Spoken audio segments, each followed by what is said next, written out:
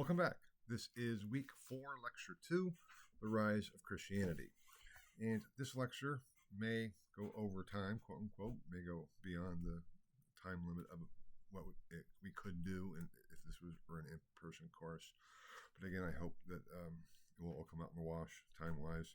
But this is a very important lecture because Christianity, whatever you might think about it, whether you think it is the absolute revealed truth, whether you think it is complete illusion and delusion and ridiculous, whether you think it is one possible religion out of numerous possible paths to salvation, so to speak, historically speaking, no one can deny that the rise of Christianity, and then, as we will see later in this lecture, the fusion of Christianity and the Roman Empire was fundamental for the development of Western civilization. In some ways, I talked about the myth of the West being justice. The context for that question became this relationship between Christianity and empire. So it's in this sense of what is just and justice, and Christianity gave an answer to what is justice, that we see really the myth of the West, as I'd refer to it, fully developing. Now, in terms of history and theology, or theology and history, we have to keep a couple of distinctions in mind, which I may have addressed before, but I need to do it so again, because Christianity today is still the world's largest religion, and it's not the same as talking about ancient Sumerian religion and Marduk, or even ancient Greek religion and the gods, or Roman religion and the gods, because there are really very few, if any, followers of ancient Roman religion or ancient Greek religion or ancient Sumerian religion or even Babylonian religion, which is part of the whole aspect. And so this, talking about Christianity historically, can be seen as trying to undermine the whole truth of Christianity. And that's not what I'm doing here. If anything I say today in this lecture bothers you in the sense of theology and religion, please just send me an email and let's talk about it. I'm happy to talk about the theological aspects of it with you over Zoom or my office. But here we need to focus on the historical aspect. I can say the same thing in terms of the political aspects of this implications or potential political implications. I'm happy to talk about that as well in terms of today, because I'll be talking about Israel and the history of ancient Israel, quote unquote. And that does have implications for today, politically, with what's going on. But I'm not going to be addressing those in the lecture today. But if you're interested, I'd be happy to talk with you about them all. Now, that being said, again, I hope I've prefaced it well enough, because what we have to do is look at the sources. What is the evidence? That is the whole basis of history. And I would argue, and I have argued in print, that theology, to be good theology, has to be based on good history. But that gets into other issues. But for the point of this course, it's not whether or not the theological statements, whether Jewish theological statements or historical statements or Christian theological statements or Christian historical statements in terms of the history of Christianity, are true or false. The issue is that's what people believed. And belief is, I would argue, is the fundamental factor that drives history. And I'm not meaning here by belief in Christianity or in Judaism or, as we'll see later on, Islam or anything else. But belief is the fundamental human experience and act, whether we're aware of it or not. But that, again, gets into other issues that I actually address in a recent book of mine, but that's another issue. So the point is, historically, we need to look at what is the evidence that signifies that which no longer exists. And when we do that, we begin to see the whole historical development of Judaism and early Christianity as myth. Now, myth I've addressed before, that it is a way to express and experience truth that cannot be expressed in any other way. Now, that is, okay, I'm not trying to say that, but there's a distinction between mythic poetical truth, as I call it, mythopoetical truth, and then literal historical truth. And that gets at the issue here. I'm not talking about the mythopoetical truth of Christianity or of Judaism. I'm talking about the historical, verifiable statements that can be made. That being said, I can say that scholars, biblical scholars, academic biblical scholars, for quite a while now, going back to the 19th century anyway, if not before, accepted the creation story as portrayed in the book of Genesis, that became part of the Hebrew Bible, that Christians refer to as the Old Testament, was a mythic account, similar to the Enuma Elish in terms of the Babylonian creation story, and that it was not a literal account, also because, as Augustine of Hippo, whom I'll be talking about next lecture, I think it is, already pointed out, there's a discrepancy between Genesis 1 and Genesis 2 in terms of the whole literal creation process. Now, Augustine believed in a literal creation, but saw the text as a literary account. And then there's differences, and how do we account for those differences? That's also not really the approach I'm taking. I'm just looking and saying, what is the evidence? And there's archaeological evidence, and then there's textual evidence. And that brings us to this whole question of the history of Israel, the history of Judaism, as being mythic. So let's look at that aspect. And this brings us then to the next slide, the first slide here, the Jewish context. And this is important because to understand the rise of Christianity, we have to understand the Jewish context, because Jesus was Jewish, and he spoke to the Jews. He said, "I come to teach the children of Israel." We'll look at the spread of the Jesus movement beyond the Jewish context shortly in this lecture. But for now, we're looking at the Jewish context to understand the context in which Jesus of Nazareth arose. I'll be addressing the historicity of Jesus of Nazareth shortly. Here we have the Jewish context. The Old Testament history is myth. I've already said that scholars, for quite a while, biblical scholars, have accepted the creation story in Genesis as mythic. Especially after the discovery of the Epic of Gilgamesh in the 19th century, they started to accept the flood story of Noah as mythic. And what does that mean? Both, especially with the different texts, not only with the biblical texts, but also with the Epic of Gilgamesh, even though the dating isn't exactly the same by any means, it seems to indicate that something happened there in terms of the Great Flood, so to speak, because the similarities in the stories are so similar. It doesn't mean that they are literally true, or that one is true and one is not, or that one is a true account and the other is borrowing from it. It simply means that something happened, probably a flood, and there was someone who survived the flood. And that's what is represented in the myths. So that is not the point whether Noah really went on the ark with 2 by 2 by all the different animals, or whether Utnashpatim did that dated earlier based on the textual analysis and textual evidence. But rather, something happened. And that something happened, and the people's experience of it is what is real. But the literary accounts started to be seen as mythic, as stories of importance that give groups and individuals their identities, which I've already talked about. As history, as memory, as identity, we tell stories about ourselves. And in Greek, story is mythos, the story of what had happened that gives us an account of who we are and how we got to be here, namely our own identity. So that's the context of all of this. And we have, for the Jewish context, again, I think I said, archaeological evidence and then textual literary evidence. And for a long time, until basically almost in the 1970s, the trick was to relate the archaeological evidence to the literary textual evidence. And that became at times very problematic. Beginning in the 1970s, scholars began to say, well, wait a minute, let's kind of put the literary accounts aside for the moment, and let's look just at the archaeological evidence. What do we find?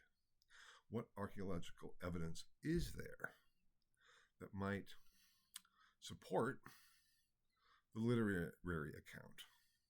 And what came out of that research? And at first it was very controversial, and there's all kinds of fun stories I can tell about that, about this one person, Thomas Thompson, in fact, who at first, when he first starts to suggest this thesis that I'm about to explain a bit, was rejected, even by the best biblical scholars of the day at the University of Tübingen, which was the center of biblical studies and theological studies in the world at the time, Christian theological studies.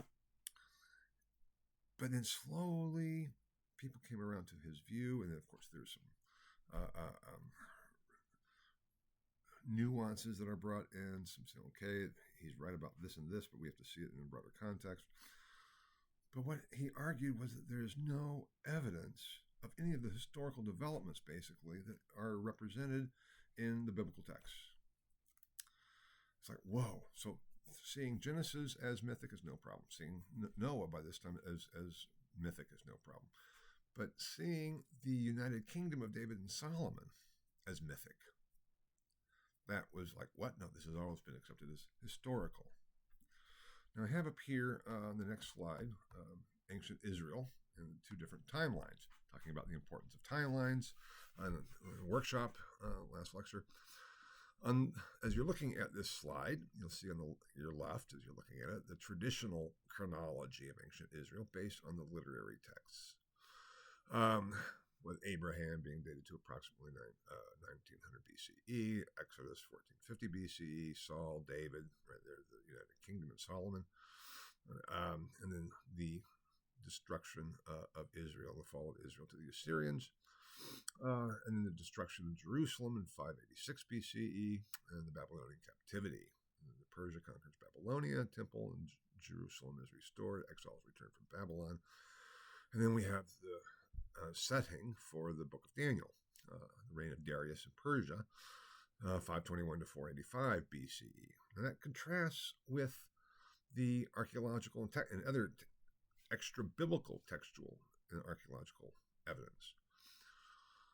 Which here, then on the right, the timeline, approximately 1600 BCE, so approximately 300 years after the supposed date of Abraham, we find the name Yahweh as a place name in the Sinai Peninsula.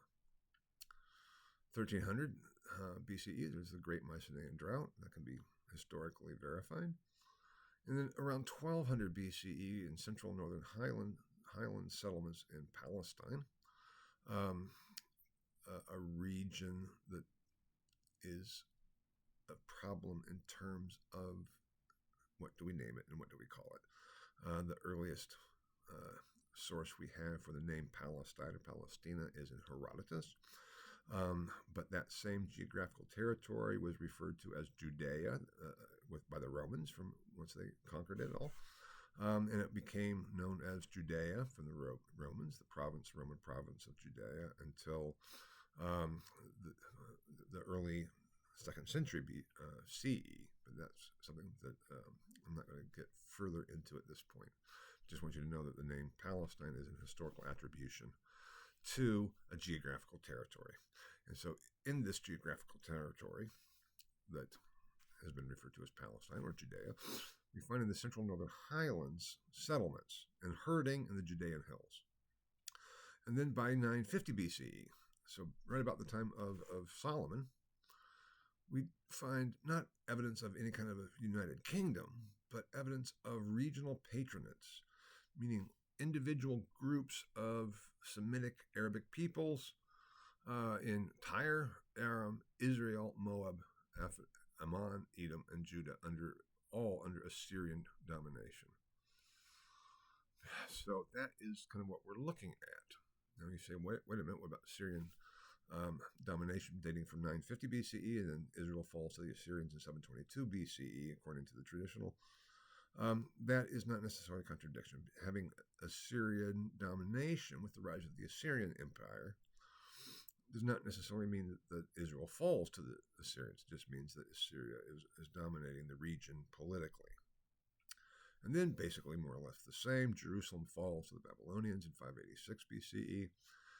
And it's not until 500 to 400 BCE that we find the earliest beginnings of the biblical traditions, meaning in terms of the textual archaeological evidence, the earliest evidence we have for the stories that are told, for the different books that were written, the scriptures that were written, date from 500 to 400 BCE.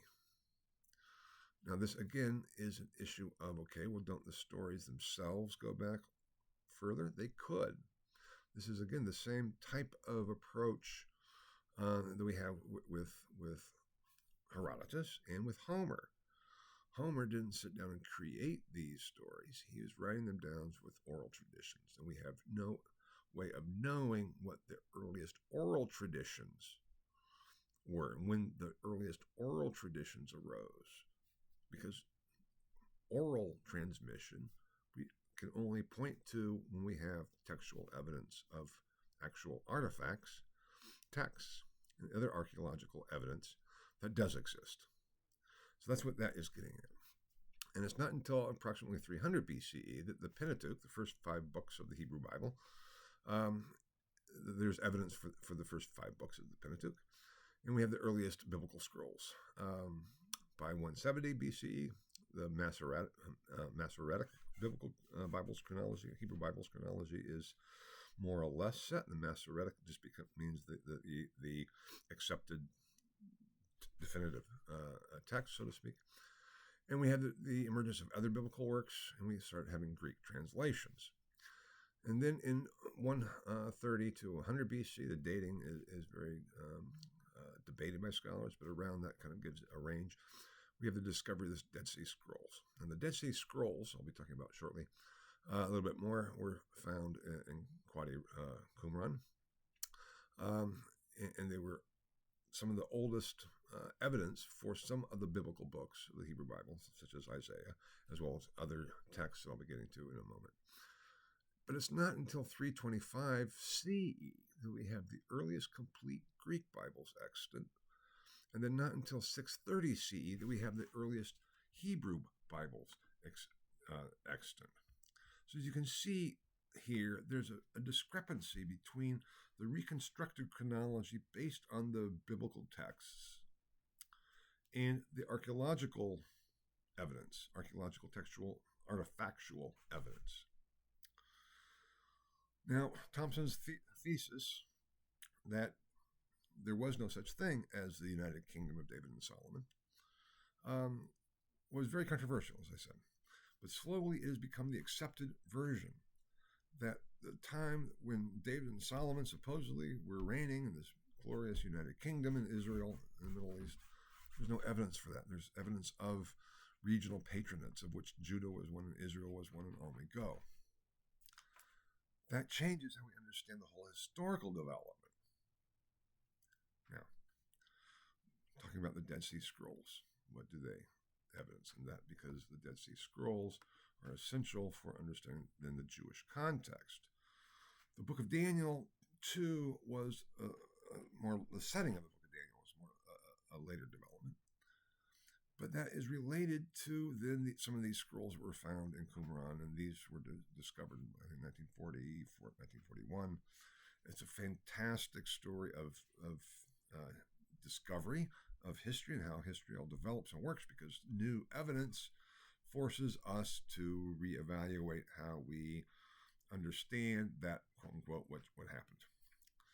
So this was in the context of World War II. It took quite a while before these scrolls were analyzed sufficiently by scholars to say what is going on.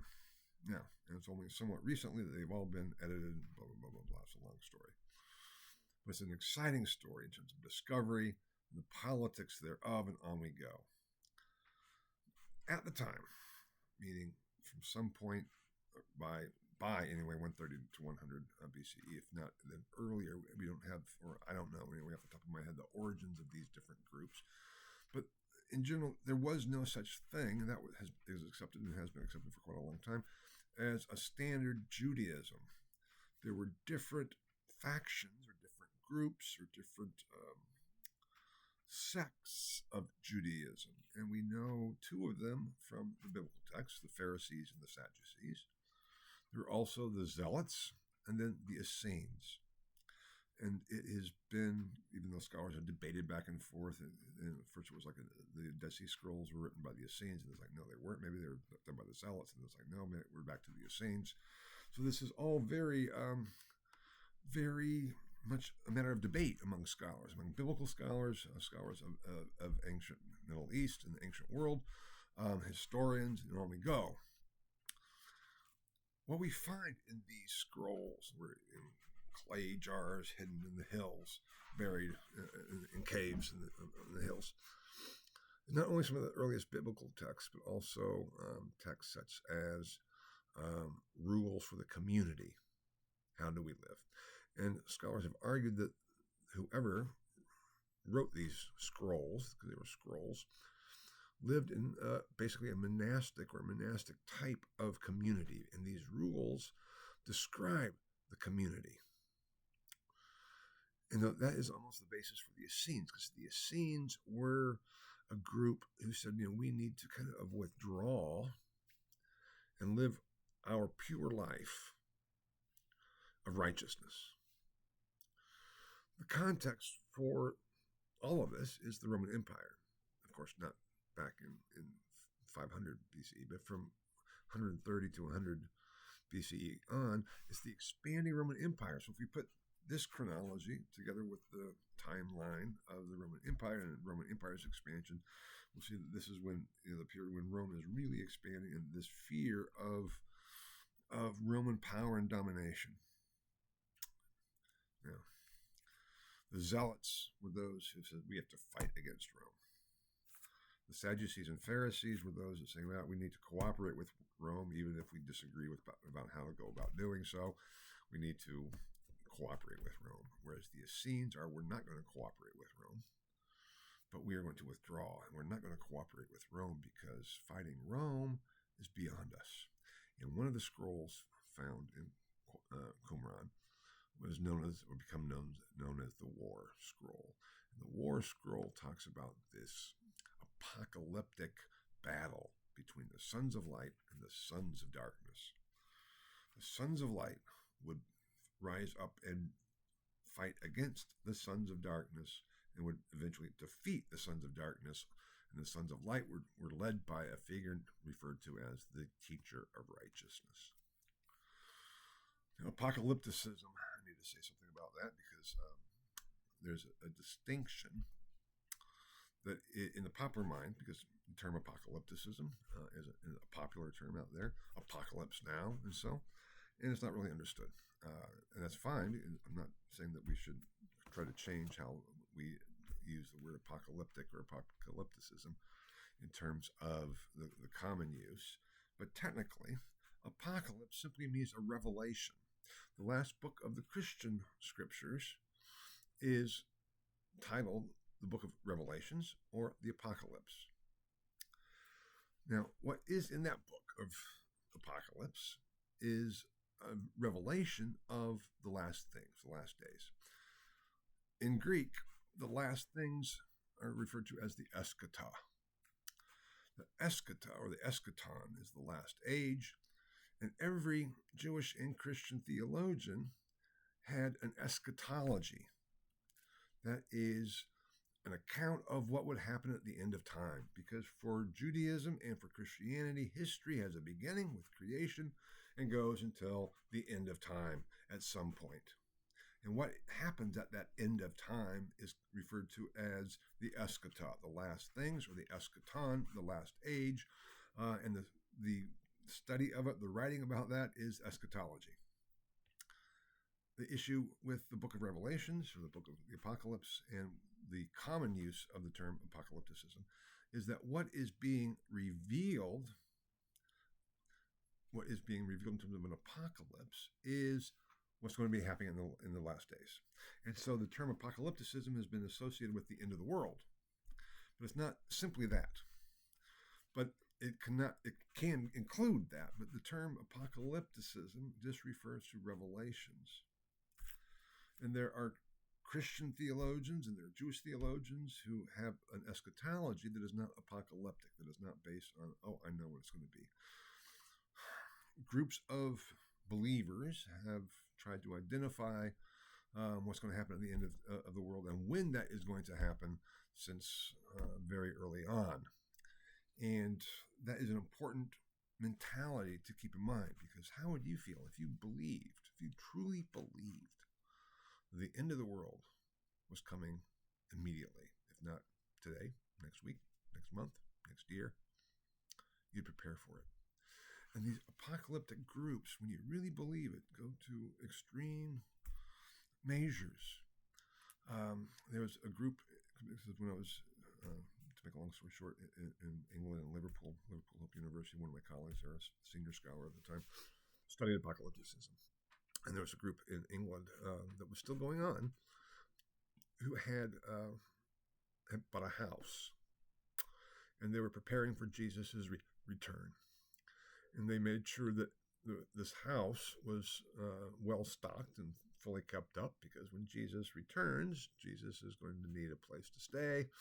And on we go. There have been accounts of other apocalyptic groups expecting the end of the world, selling everything they had. And on we go. And the end of the world has not yet come. I mean, even if it may come tomorrow or the next day or at some time in the next few months, or not in any of our lifetimes. Jesus had said, Jesus of Nazareth supposedly had said, we'll get to that later perhaps, that some of you will not taste death until I return. Well, that obviously did not happen, depending on how we understand those terms in that statement. What did Jesus of Nazareth mean by that? How do we do we take it literally, or do we take it more metaphorically and more theologically in so many ways? But the point here is the mentality of apocalyptic mentality is one of expectation, one of urgency, and one of a relatively immediate, or in the very near future, end of the world. That changes how you live, even if you don't go and sell all that you have, or even if you don't go out and buy a house for Jesus, so Jesus can come by and take a shower and have something to eat, which is what this group in Britain did. They're still doing probably. Anyway, the issue is it changes how you view things. And that is an essential intellectual, cultural, psychological state to understand in terms of then how can we explain the phenomenon of Jesus of Nazareth. That's why we have to put it in these terms. So the Essenes were this monastic or semi-monastic group dedicated to copying texts, writing these scrolls, preserving these scrolls. And they saw that an apocalyptic vision that what was going to be coming was the sons of light fighting against the sons of darkness, and the sons of light would be led by a teacher of righteousness. Just think about that for a moment. If you have that kind of mentality, you're looking for the teacher of righteousness. More broadly, within the Jewish traditions at the time, was this expectation of a Messiah that would lead the Jews against the oppression of Rome. Even the Pharisees and the Sadducees, who felt like they needed to cooperate with Rome, who were very, very, very skeptical of claims of individuals being a Messiah, either self-proclamation or others proclaiming them to be, still had this sense of a Messiah, someone that would be coming to save them. What does that mean? What did salvation mean in that sense? And it was always seen as political freedom from Roman oppression. So, too, the war scroll in Qumran. You could say, okay, sons of light, we've just been debated, were the sons of darkness simply the Romans, or were they also the Babylonians? And was it referring to, all the different groups that had dominated and conquered what today referred to as Israel or Palestine? How do we understand this text? And it's not clear.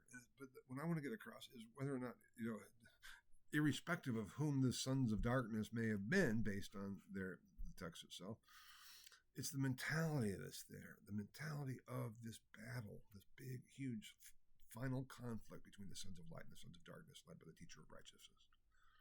Because all of a sudden, when we put the development of Judaism and the rise of Christianity within this context of Jewish apocalypticism, we begin to see and understand the appeal of what was earliest known references are the Jesus movement or the Easter movement.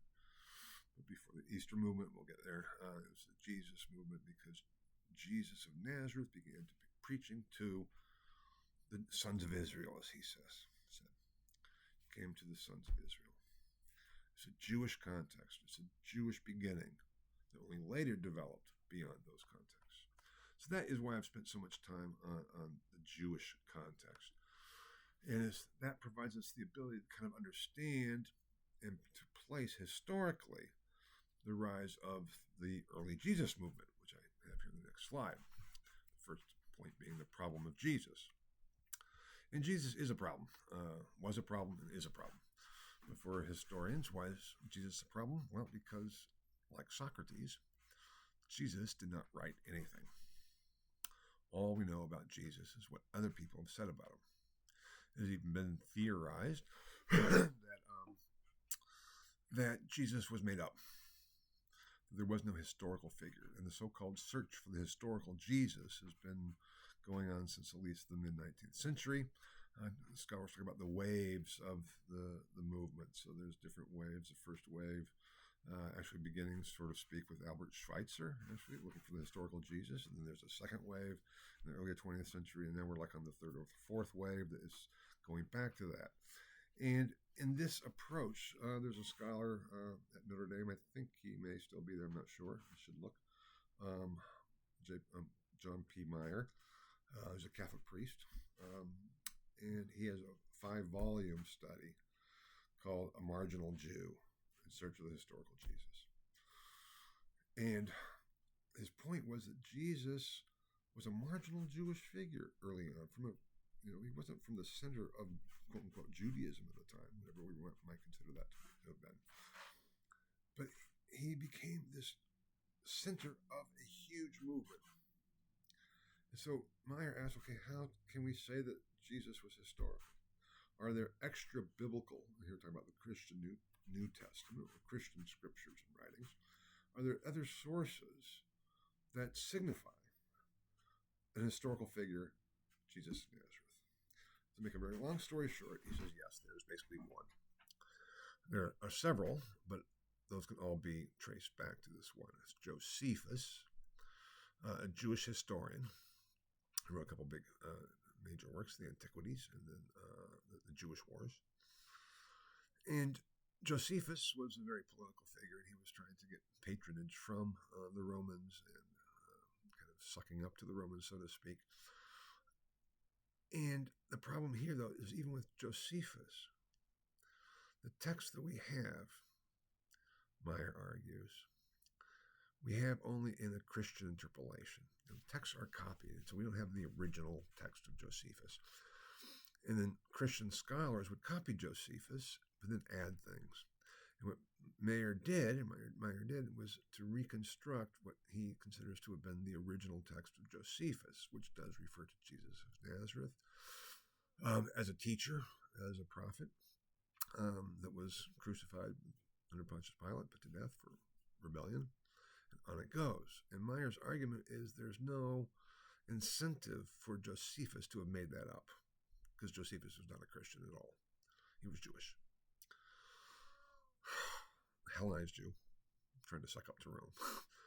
So he's just writing an account of what's going on. Now I'm just putting that there because then on that basis, people pointed to Tacitus as a reference to Jesus of Nazareth, and other people have as well, but Meyer shows how all of those different references go back to Josephus, or they're from Christian sources based on the Christian writings. But based on that, Meyer argues, we can say that Jesus of Nazareth was an historical figure. But that's not saying much. The issue then is, so what, and what did Jesus of Nazareth do? Now Meyer also then goes on to say, based on that establishment of Jesus of Nazareth being an historical figure, or having been an historical figure, we can use then the gospel traditions as evidence for Jesus. Now the problem is, how do we do so? That is the big key. And so we have to try to say, okay, what in these stories about Jesus can we claim to be quote unquote historical, and what can we have to say? No, that is made up. That's myth. That's a story of an experience that didn't literally happen. And for example, Meyer argues that both the birth scene of Jesus, the Christmas stories of Jesus, are not historical. The census was historical. Having to go to the city of David was historical. But the star and the wise men, which doesn't come in actually till Epiphany, but that's another issue. They all get kind of fused together. Are not historical accounts. And then some of the miracles were not historical. Jesus, historically speaking, did not walk on water, historically speaking. Meyer says that some of these accounts in terms of what is historical, as a Catholic priest, bother me kind of. But as an historian, I have to say, this is not an historical event. Now, his method was to say, okay, I'm pretending. What I'm going to be pretending is that we take a Catholic, a Protestant, a Jew, a Muslim, and an atheist. And we're all working together. And we all have to agree that something is historical before I'm going to be claiming it's historical. Now, this is not something that he actually did. It's a thought experiment in his own head. And so miracles, though, get at something that was real. And so Jesus is walking on the water does not mean that Jesus actually literally walked on the water, but it probably indicates that something happened that was amazing to people at the time. More specifically, more historically, was the feeding of the 5,000, feeding of the 4,000, the fish and the loaves and things. He says that that is not a literal account, but there's sufficient textual evidence that signified something happened, analogous to the flood. There is, except there's no extra biblical text for these accounts. He says something happened there that was seen as, experienced as miraculous. And that is where we get to the issue of the mythopoetical expression of something that was experienced. How do we describe it? How do we deal with it? How do we interpret it historically? Do we take it literally? Or do we try to get behind and try to discern what's the truth, what's the mythopoetic truth, not his literal scientific and historical truth of an event? That is a significant issue and provides a major methodological problem for historians in general, because we are confronted with that in almost all historical accounts, not just of Christianity, not just of Jesus of Nazareth, not just of ancient Israel, so to speak, but everything, because we experience things differently. That gets into more philosophy of history and such. So we have the determination that we can look at these Gospels, but we have to treat them, know how to treat them historically. When we look at the textual traditions of the Gospels, and keep in mind, there was no such thing as a Bible until much later. These are Christian writings and Christian stories. What's called the canonical versions of the Gospels, and I'll be talking more about the canon in a bit, we have Matthew, Mark, Luke, and John. But the earliest one is Mark. And see there we have Mark dated approximately 70 CE, Matthew 80 to 90 CE, Luke 80 to 90 CE, and John 90 to 100 CE. So at least 40 years after the crucifixion of Jesus of Nazareth, these stories were written down. But that is the textual evidence dates to those things. The texts themselves go back to oral traditions. So there on this scheme, we have Mark, and then the line going down with M in parentheses, and then Matthew, MT in parentheses, Luke, L in parentheses, and John, J in parentheses, and those parenthetical abbreviations, so to speak, signify the oral traditions behind the text. And so scholars talk about a Markan tradition, a Matthean tradition, a Lucan tradition, and a Johannine tradition. And there you'll see between Matthew and Luke, Q. Q is a source that is posited as a common source between Matthew and Luke. Now, German scholars put this all together back in the mid to later 19th century.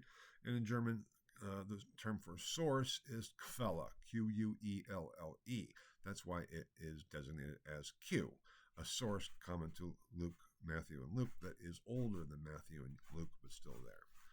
So the whole point is then also trying to find out how do we use these gospel traditions to say something about the historical Jesus or the historical development, and the writing of these texts themselves are historical evidence because we have the texts.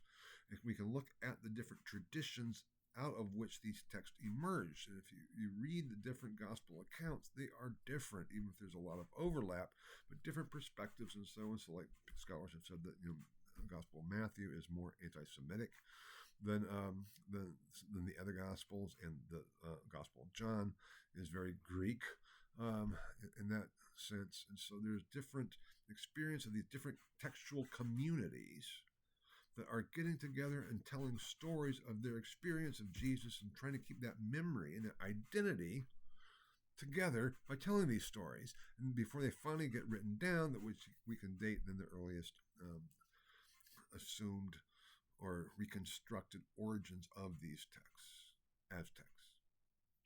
But it was not the gospel traditions themselves that can account for the spread of Christianity. But for that, we need to talk about another book that became part of the Christian New Testament, which again is not set until 325. I'll get back to that. CE, 325 CE. So the first 300 years of Christianity, there was no standard quote unquote Bible, no standard New Testament. But the Acts of the Apostles, traditionally said to have been written by Luke, or the same author as who wrote the Gospel of Luke.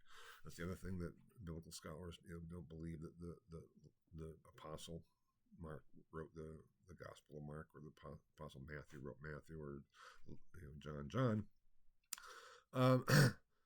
Those were ascribed to those people. Those texts were ascribed to those apostles.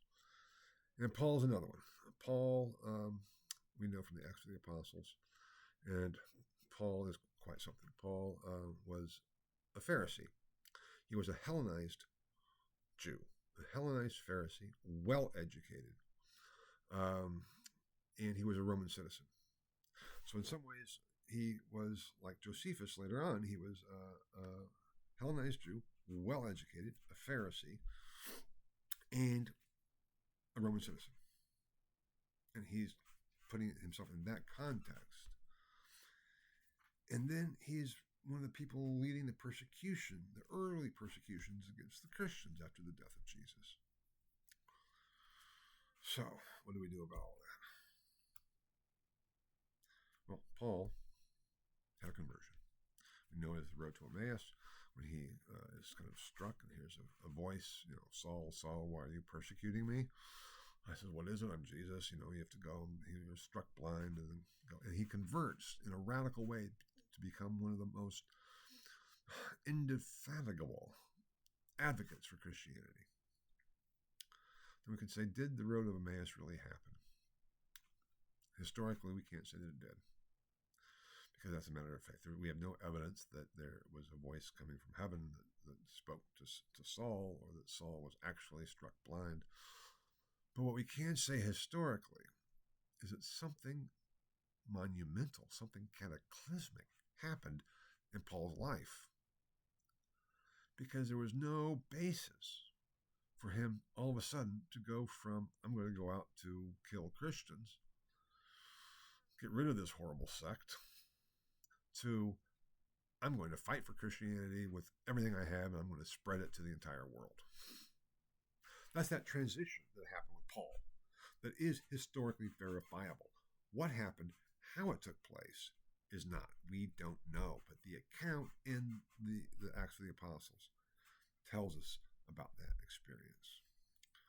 Now, Paul started preaching about Christianity, about the good news of Christianity, which in Latin and in Greek too, good news is evangelion in Greek, evangelium in Latin, and that is basically simply translated into English as the gospel. The gospel is the good news of Jesus of Nazareth, that the Messiah has come. Paul and so many of the majority of the Jews of all different sects at the time didn't really accept Jesus because they wanted someone to lead against Rome. They wanted, yes, a teacher of righteousness, but someone who would lead the sons of light against the sons of darkness. And Jesus says, my kingdom is not of this world. Render unto Caesar what is Caesar's, and unto God's what is God's. It's a very radically different concept of salvation that was current then within the Judaism of the time with all the different sects. But it's that view, that interpretation of the Jewish tradition, the Jesus' interpretation of the Jewish tradition and what it all meant, that became and developed into Christianity. And Paul went on these 3 missionary journeys, spreading the news and converting people and establishing communities of believers in various cities. Now, we know too from the book of Acts, referred to as the First Ecumenical Council, Paul and then Peter, who had been one of the original apostles, and Paul had never been one of the original apostles. He was aware of that. He never had met Jesus, or if he had seen Jesus, maybe, but we don't know that. He had not been a follower of Jesus. They had a huge debate because for Peter to become a follower of Jesus, he had to first become Jewish. So it was for the Jews. Jews could become Christians. Now, the term Christian is a later development. We'll see that in a moment. It's not until about around the turn of the first century, around 100 CE, that the term Christian starts being used. But what is this new evangelium? What's this new good news? To whom is it for? If we want to follow this new sect of Judaism, is it a sect of Judaism or is it something more? And for Peter, it is a sect of Judaism. So that if someone wants to convert who's not already Jewish, you have to first convert to Judaism and then convert to the Jesus movement. Paul is like, no, this is for the Jews and the Gentiles. A Gentile simply within the Jewish community just means non-Jewish. We have that division, which we've seen kind of like the civilized and the barbarians. And the barbarians for the Greeks were the non-Greek speaking people. And for the Jewish, it's hard to say because there was no unified Judaism. That's the problem here. For the Jewish traditions, what was not Jewish was Gentile. That was the us versus them, so to speak, division. And Paul is the one that says, no, this message, this good news, this gospel is for everyone, Jew and Gentile alike. This is far broader than a sect of Judaism. And that insight, regardless of what you might think about it theologically, that insight was a brilliant insight if we just want to look at it in terms of historical development. Because otherwise, Christianity, what became Christianity, may have just been another religious sect, so that we would have had the Pharisees and the Sadducees, the Zealots, the Essenes, and now the Christians. That was kind of Peter's view until he confronted Paul in Jerusalem. It's called the First Ecumenical Council in Jerusalem, the confrontation between Paul and Peter.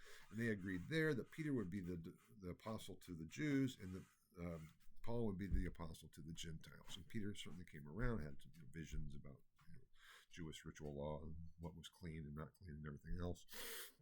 But that was kind of the contours of the early movement. And with Paul, all of a sudden Christianity had the potential, not seen at the time, it's not even that Paul realized this, of being a world religion. Without Paul, Christianity could never become a world religion. But with Paul, that was a possibility because it was for everybody, not just the Jews. So Paul went throughout the territory with these 3 missionary journeys and established groups adhering to the Jesus movement, adhering to the gospel, the good news.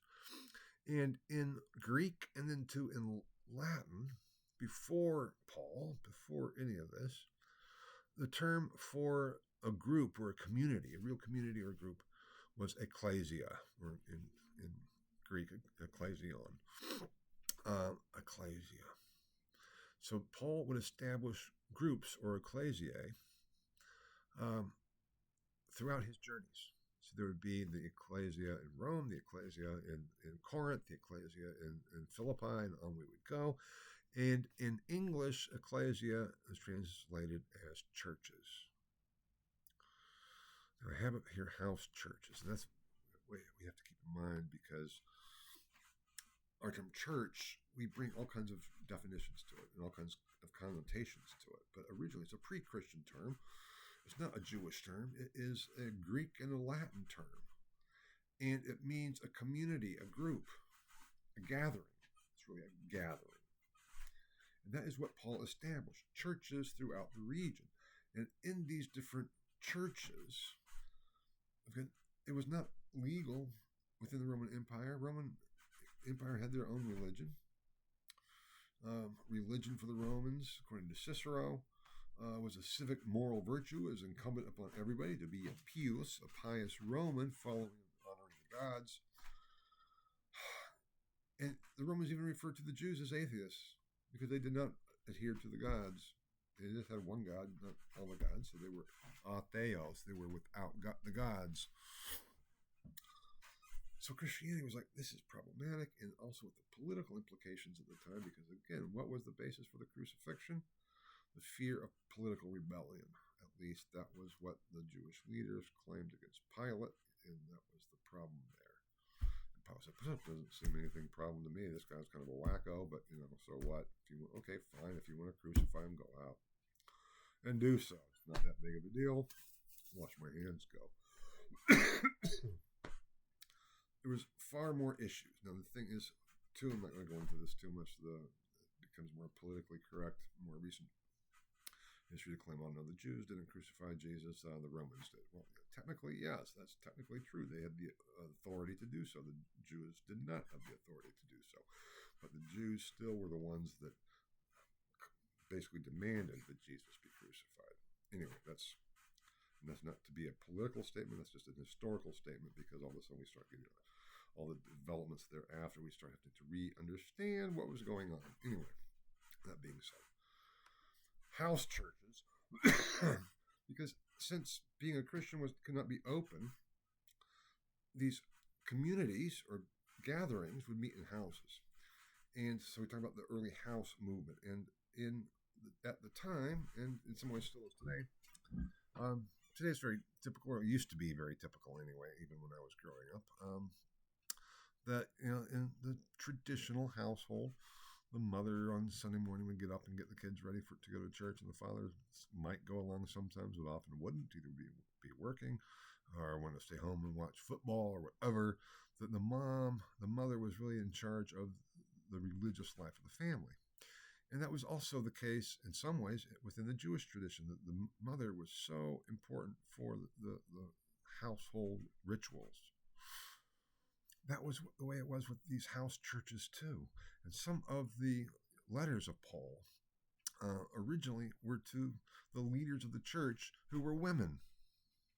And that gets into the whole issue of feminist biblical scholarship, which has done such an amazing job to uncover some of these things. And the later erasure of women, I'll be talking about that more in a minute, as such, from the erasure of women from the biblical texts themselves.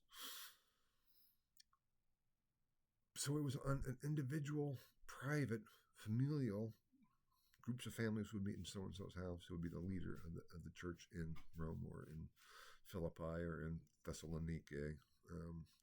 The letters of Paul, because he would write letters.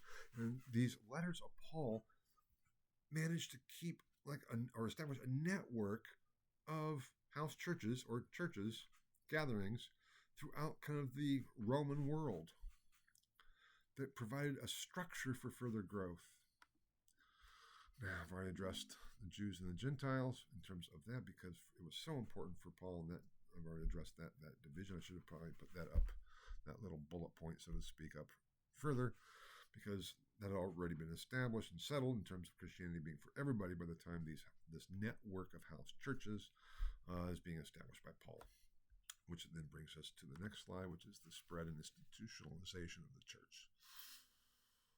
This network was a major one, and it is one that developed over time too. Another Latin, Greek, and Latin term, because the Latins just took over the Greek and transliterated the Greek into Latin, and then that was then translated later into English. But the overseer of a group, one of these gatherings, so the overseer of a church was referred to as an episcopus. which became translated as bishop. An overseer, to oversee the gathering, to oversee the community. Christianity accepted that, and so the overseers of these house churches became episcopi, or episcopae, because a lot of them were women. And there's evidence of references to episcopa, so and so. Overseers of house churches. Now, by approximately 100 or so, as it was developing and gaining popular appeal and spreading, not just with the issue of Paul, but within the Jewish community, but especially within the Gentile community within Rome, especially in the cities, and especially within the lower classes of the cities. I don't mean the low class, but I mean the lower. It's not necessarily the upper Roman nobility, but that became partly too because we do start seeing conversions of noble Romans, but that I'll get to later. But it is growing. It is growing and getting followers and gaining a lot of advocates. It becomes a real kind of force within the empire. And so as it's growing, the idea is, oh my gosh, we have to then make sure that we are all getting it right, so to speak. And we have the distinction emerging towards the end of the first century between the heresy and orthodoxy. And heresy, too, is a Greek word, hierasis. And it originally meant the philosophical sect that you chose to follow. It was what you chose. Your hierasis was your philosophical school. Within Christianity, there begins to be other connotation to the term hierasis, which translated into heresia, and then in Latin heresy, or English in heresy, as wrong teaching, not just a choice among equals, but wrong teaching. And right teaching, based on the Greek, is orthodoxa. Doxa is teaching, ortho is correct, so orthodoxy is correct teaching, and heresy is wrong teaching. Now, that can be confusing too, because the term orthodoxy often today is signifies what became known as the Greek Orthodox Church, or the Russian Orthodox Church, the Eastern Orthodox Church. But orthodoxy at this time simply meant correct teaching, and that is the literal view of it. We're still talking about orthodox and heretical, meaning what is going on here. Now, another term of importance here too is the term Catholic, because with Paul and the establishment of the house churches, the term Catholic, again from the Greek and the Latin, Catholicon and Catholica, meant universal and still means universal. So we talk about the Catholic Church is the universal church, and for Paul, is kind of the establisher of the Catholic Church, i.e., Christianity as a universal world religion. These terms later take on different connotations. So this idea I even saw on my news feed on my webpage, or whatever it is, not my webpage, but on my computer it comes up, whatever. This stupid article. I get all these stupid articles I never read, but I look at the headlines. One headline was, what's the distinction between Catholicism and Christianity? Or between Catholic and Christianity? And supposedly this author was saying that there is a difference, and that's absolutely ridiculous. Catholic simply means universal. And so Catholicism, until the 16th century, which we'll get to later towards the end of this course, is simply universal. Yeah, that's being said. The structures start to emerge. It's like, okay, if this is going to be a world religion, we have to not only distinguish between heresy and orthodoxy, we also have to provide more structure.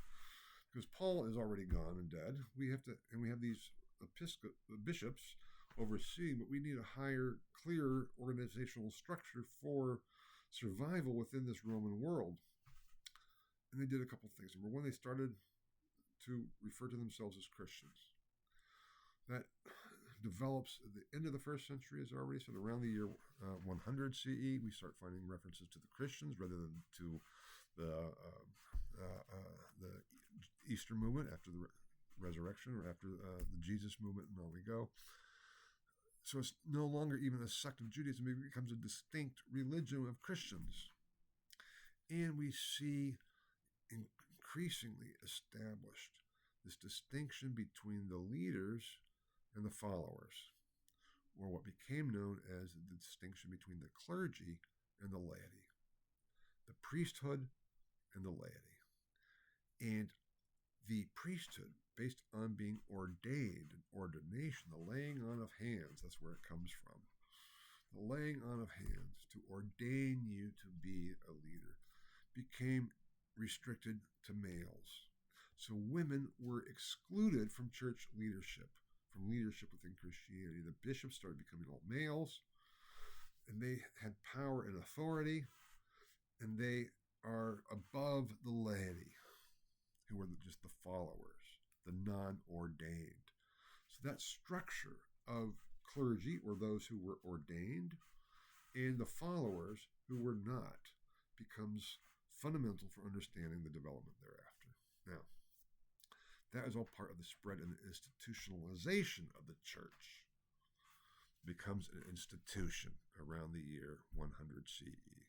So what had been this popular movement coming from the spreading by word of mouth and by Paul's missionary activities and the letters and the network that had been established, it becomes an institution that is led by bishops who become male overwhelmingly, and a distinction between the leaders, the clergy, who are also the priests, and the followers, the regular people. And the bishop that had the most authority, at least in the West, was the Bishop of Rome.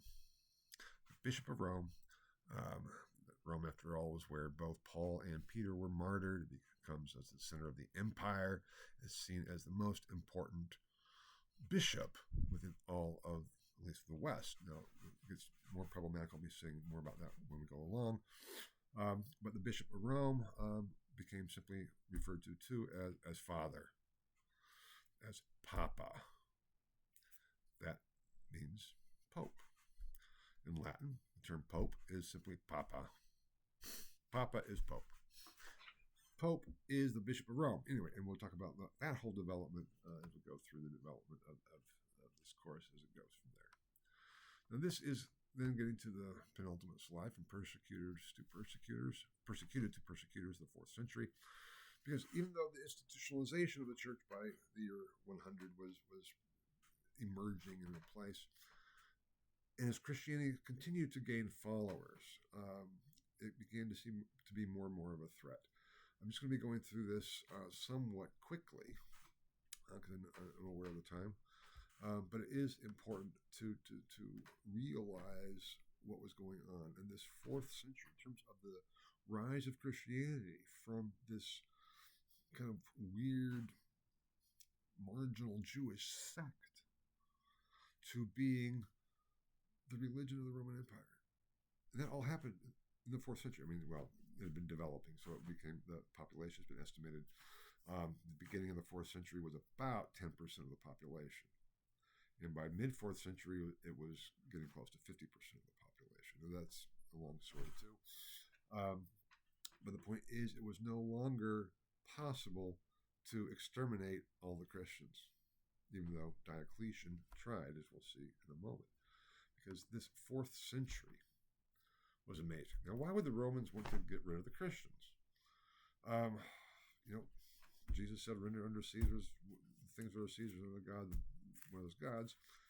But they had a very strange view, and understandably, because they're not Christians. The Roman governors and things are not Christians. And there's like, what is this movement? What's it all about? And we have a great source. It's a Christian source from the 3rd century. Octavianus is what it's called. And it's written in response to Roman reports. And so we don't have the Roman reports themselves, but we have the Christian response, detailing how the Romans were viewing the Christians. And when you read that, you see, no wonder they tried to get rid of the Christians. They said these people, they meet in private and dark, they hide, and they worship the head of an ass, a donkey, And their initiation rites are so perverse. Moreover, they call each other brother and sister. All they do, their meetings when they get together, it's just an orgy. But it's not just an orgy. Romans had no problems with orgies. They make it incestuous because they call each other brother and sister. So they're sitting there having orgies with whom they're calling brothers and sisters. How disgusting. The term that was being used was agape, a Greek term for love. Not eros, which is also a Greek term for love, but agape, a love feast. And their meetings were called love feasts. In secret, with brothers and sisters. Ooh, God, that's gross. And their initiation rites, they said it was so horrible what they would do. They would take a baby, they would roll it in flour and place it inside of a sack, and then they'd have the person to be initiated come in and beat the baby and kill the baby. And then they would take the baby out of the sack, and then they would cut it up, and then they would all eat it. You say, oh my God, they're cannibals. They're disgusting. They're against every virtue and value of the Roman way of life. Now, what's the reality here? There's no evidence that Christians were doing that, except the Eucharist. The Eucharist, the celebration of the Last Supper, from early on, was do this in remembrance of me, and that's what would happen to these agapes, or love feasts, and first of all the house churches, and then becomes institutionalized, was to have bread and wine. Bread and wine, body and blood of Christ. From very early on and continuing throughout, let's say, the entirety of this course, or the rest of this course, the question was, what are the elements of the bread and the wine in the Eucharist? Are they physically, literally, the body and blood of Christ? And if so, how does that work? Or do they simply signify the body and blood of Christ? Is this a reenactment of Christ's sacrifice? Or what was seen as a sacrifice, meaning crucifixion? Or is it simply to remember what Jesus had done and what happened to him? And there are debates throughout the Middle Ages over all these issues. And so even at this early time, as we go through into the 2nd century CE and then on into the 3rd century CE, the stories, especially if you're not one of these people yourself, one of these Christians, it's like you hear what they do. It's like, oh my God, that is so disgusting. We have to get rid of that. That is against all Roman family values. It's all against our morals. It is the most disgusting thing we've ever heard. We can understand. Now, there have been waves of persecution from early on, but they weren't consistent.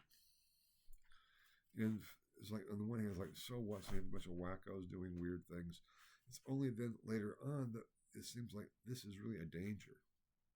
And when the number of Christians was growing and expanding and the institutionalization was there, beginning to be there, it's like, we need to do something about this. So finally, in the beginning of the 4th century, into the 3rd century, Diocletian, Emperor Diocletian, said we're going to do something about it. And he comes becomes emperor in 286, I think it is, BCE. He was really a brilliant emperor. He's gotten a lot of bad press because of what is known as the Great Persecution, which he established in 303 CE. But he divided up the empire administratively. He said, this is become a behemoth, the Roman Empire. We can't just have it all effectively ruled by me here in Rome because it's so widespread. So we're going to divide it into 4 parts. First division is between the western part of the empire and the eastern part of the empire. And we'll have an Augustus will be the head of the western part and of the eastern part. All of a sudden, the name Augustus, going all the way back to Octavian, had become then an office itself, just as Caesar had. So underneath each of the Augusti, or Augustus, east and west, they would have a helper, a vice Augustus, so to speak, who would be called Caesar. So the western part of the empire would be led by an Augustus in conjunction with a Caesar, and the eastern part would as well. And Diocletian was the emperor of the east, but it comes together as Diocletian was still kind of in charge, so to speak, but his division and system of the empire became known as the Tetrarchy. And given this, he said, we are going to now get rid of Christianity with this administrative structure. And in 303 starts the Great Persecution with his colleague Maximian. He says, okay, this is what we're going to do it. Now, this is going to be important. I'll have to come back to it. I just want to put it forth here because this is so important, not only for the division of the empire administratively, but also in terms of the persecution and how he went about getting rid of Christians. He said, we have to be careful not to make martyrs, because martyrs are actually impressive. I mean, they had that experience, but having Christians in the Colosseum and in the games and so on, seeing the Romans, seeing how well they died, with what courage and with what seemingly Roman values, were very impressive. And the stories of the martyrs that we have from the 2nd century on served to coalesce the Christians throughout Christianity, throughout the Roman Empire, as being, we have our heroes too.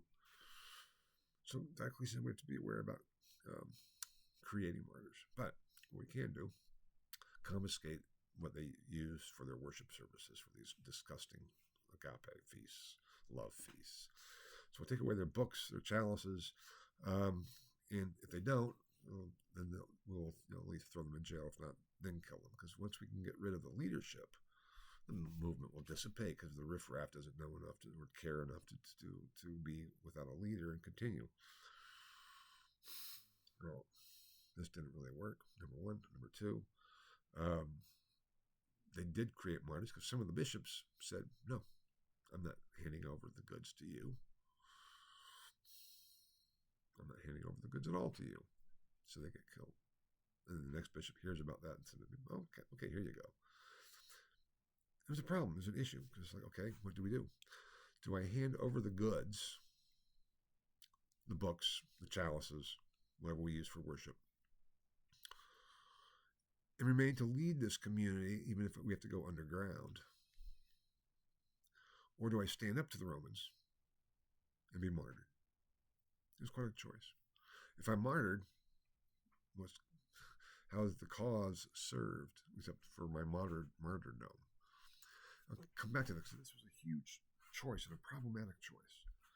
And there are, let's say, understandable positions for both sides, so to speak. This would be also a major problem as we go through the rest of the development. But this is going on, and Diocletian was aware of that.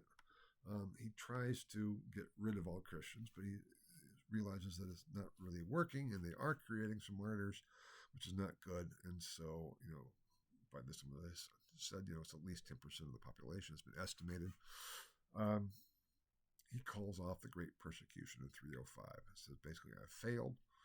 He and Maximian then abdicate and retire, and the two Caesars that have been Caesars become the two Augusti, east and west, and then new Caesars have to be chosen. And this gets to be a real political problem, because in the west, the Caesar under Maximian was a man by the name of Constantius. He becomes Caesar or Augustus in the west. He had a son that was not selected as the new Caesar. Whereas the emperor in the east, I forget who become, I have to look up the names. I think maybe in the written lectures I may give the names. The Caesar became, in the east, became the Augustus in the east. And then there's one son, there was a family relationship that became the Caesar in the east. This got to be politically problematic because Constantius, who's now Augustus in the west, his son was named Constantine and was fighting with his fathers. And Constantius's troops thought Constantine was great. And they advocated for Constantine being Augustus, or at least Caesar, especially after Constantius was killed, in, I think it was 306 or so. They hailed Constantine as emperor in the west. this got to be a very bitter political problem. Constantine has to actually fight for his right to be emperor in the West. And to make a long story short, which I think I go into a little bit more detail in the written lectures and the textbook talks about it, Constantine finally was able to assert his authority as the sole Roman emperor over everything. And he dissolved the tetrarchy. This is his famous Battle of the Milvian Bridge in 312 CE, the Battle of the Milvian Bridge. Constantine is marching on Rome. And tradition has it that before the battle, he had a vision. The vision was a voice saying, "In this sign conquer." And the sign that appeared to Constantine was the cross or the Chi Rho, which the Chi is Chi Rho, which is the first two Greek letters of the name Christos. Christian symbol, known Christian symbol. Obviously, the cross is a Christian symbol.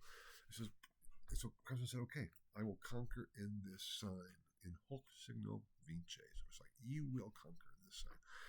So Constantine said, "Okay, everybody on your shields, paint this image, paint the cross of Chi Rho, paint this image."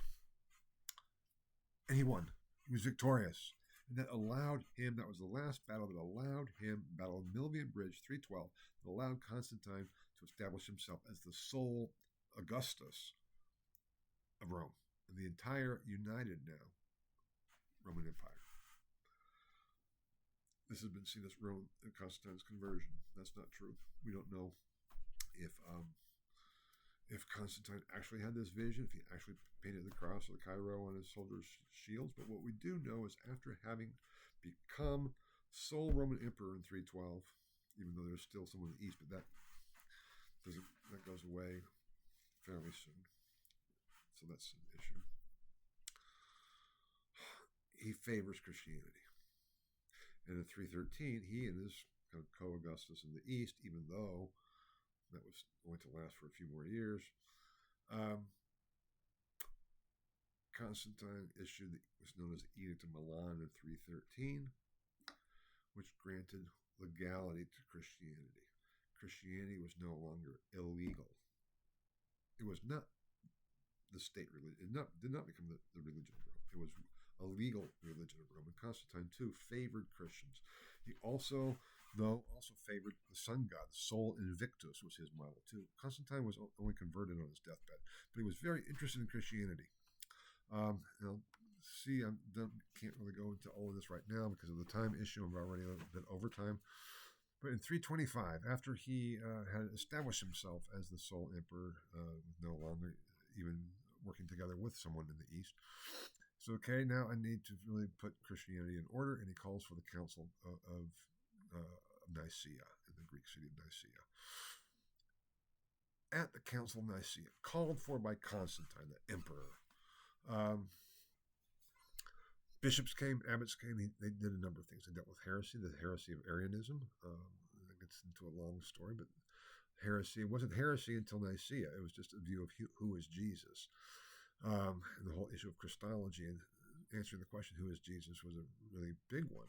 Was Jesus the Son of God by adoption, like Julius Caesar had been? Was he just a great teacher and man that then was adopted by God?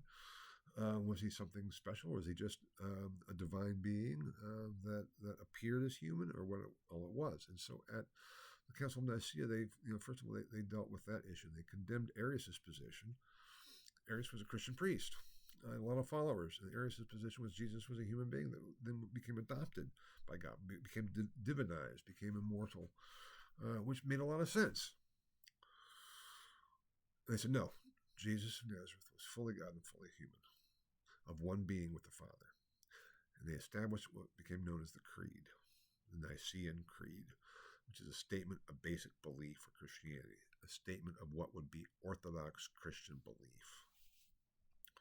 They did want the Creed, condemning Arius and Arianism, even though that doesn't mean it went away. And we'll see that as we go through the following lectures. And so, condemned Arianism, established the Creed, and also said, okay, what are the Christian scriptures? What are the Christian scriptures that really have authority? because there are other Christian writings running around. There's no Bible. There's Christian writings, Paul's letters, the various Gospels, and there are other Gospels that didn't make it into what's called the canon. Gospel of Thomas, Gospel of Peter. There's also the Acts of Pilate that was being read around. So they established a list of what's called the canon of the Scriptures. These are the books that would then form the authority for Christian doctrine, Christian practice, Christian belief. It had to be based on the canon. So they established the canon. It remains more or less the same for a long time. They condemn Arianism, and they establish the creed, all under the direction of Constantine as emperor, who had called the council. Theologians came, bishops came, and this is the outcome that Constantine then followed, even though he kind of felt that Arius was probably right. He followed the dictates of the council. And Constantine had supported Christianity. And then supposedly on his deathbed, he then actually was baptized and converted with baptism on his deathbed. Anyway, but the fact that he favored Christianity from after the time of the Battle of the Milvian Bridge with the Edict of Milan in 313 through his death, especially calling the Council of Nicaea, is of significant importance historically. However we want to portray it, and however it has been portrayed, and what the stories have been. But even at Constantine's death, Christianity was not the official religion of Rome. Another thing Constantine did later in 1330 or 330 was that he moved the capital of Rome to Constantinople. So all of a sudden, the capital of the Roman Empire is no longer Rome. The capital of the Roman Empire is in Constantine's city. The city he established and created, Constantinople, is the city of Constantine. This too was to have major impact. Just think of that. So we have the Roman Empire, the capital of which is no longer Rome, is Constantinople with Constantine. We'll be talking more about the impact of all this later as we go along. But Christianity developed, and Roman emperors after Constantine, with one exception, Julian the Apostate, were all Christians. Julian the Apostate didn't last long. But anyway, and with Theodosius at the end of the 4th century, Theodosius proclaims Christianity the only legal religion of Rome in a series of decrees from 391 to 394, whereby by the end of the 4th century, it was illegal not to be Christian. Beginning of the 4th century, it was illegal to be Christian. You could be put to death for not being Christian, as people were, or for being Christian, as people were. By the end of the century, you could be put to death for not being Christian. Wait a minute, that's belief. No, it is a matter of state. It is a matter of state. Religion is a state policy, as it had been all along for Rome. So if you do not adhere to the state religion, you are treasonous. You are going against the very foundation of the state. That's why this was such a big deal with Theodosius. The only legal religion of the Roman Empire, whereby we have the myth of Rome, has now completely fused with the myth of Christianity. And that fusion became the myth of Christendom, as we'll see how that develops throughout the Middle Ages. That became the defining myth for the Middle Ages as part of the myth of the West. But we'll see that as we go along. Okay. Reflections. First of all, I should say that a lot of these things that I've introduced here I'll be coming back to, or at least that's my plan and intent. We'll see how it goes. The Christianization of Rome or the Romanization of Christianity, that's what we have to question. How did it go? Did Rome become Christian, or did Christianity become Roman? Well, Christianity adopted a lot of Roman terminology, Roman practice, Roman administrative structures, and yet Christianity was becoming Roman before Rome ever became Christian. So that is where we have this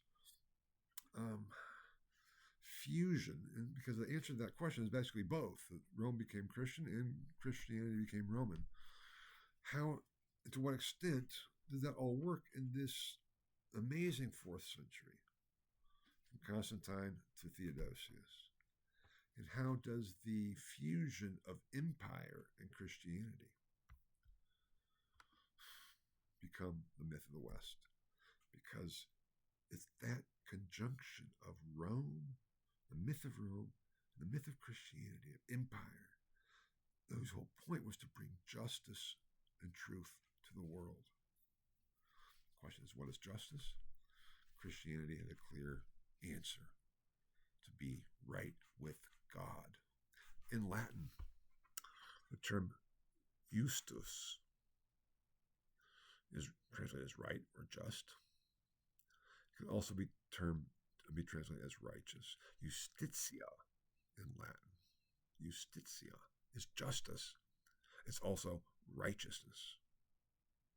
So there's a theological dimension once we have this fusion to what is justice, what is empire, what is Christianity, what is Rome, and it all works together. And we will see the impact of that fusion in lectures to come. I'm going to leave it here for now. These are all foundational concepts and developments and principles, information, and interpretation, and perspectives that are foundational for the rest of the course. So I hope you'll bear with me and have patience and see why I spent the time I did here to understand what was going on in this 4th century, which was transformational for the history of Western civilization. That being said, we'll continue with this from here on out. Thank you so much for your patience, and I'll see you again soon. Bye-bye.